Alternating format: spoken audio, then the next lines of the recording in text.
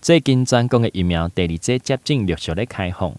目前台南市的第二剂疫苗覆盖率比全国更较悬出1%，因此嘛相对出现较少的反对意见。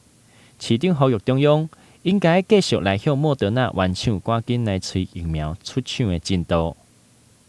台南现在第2剂疫苗的部分的覆盖率大概是比全国平均增加1个百分点。为什么？因为中央配送给台南疫苗，那有些县市是优先打1剂。台南市是优先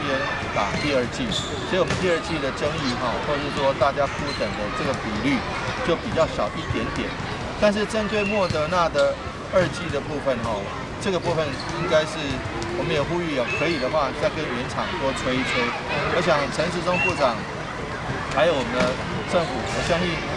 在未来每个礼拜六、每个月的月底或是下旬都有许多疫苗会陆续进来。这是我们肯定的，但是针对莫德纳，现在大概有200多万人还在铺等2剂的部分，我们还是希望说有2个解决的方案。第一，现在台大医院正在研拟莫德纳跟 BNT 辉瑞混打的这个实验，希望能够早点有结果。第二，在原厂的催货方面，人家南韩去莫德纳催货，他们原厂就同意要给800万，虽然现在目前只到了160万，但至少有进一步的承诺。我们希望说，原厂的部分我们还要加把劲那这样让这个莫德纳2剂的部分能够获得一些舒缓。那台大那边的实验结果如果能够得到正向的反应的话，我们也希望说将来开放莫德纳跟辉瑞疫苗的部分。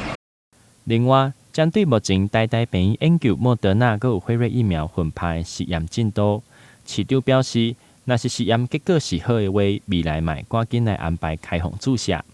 继续提高全台南市民的疫苗覆盖率。最后，市长表示，若是有出现透过疫苗来捞出个人资料的话，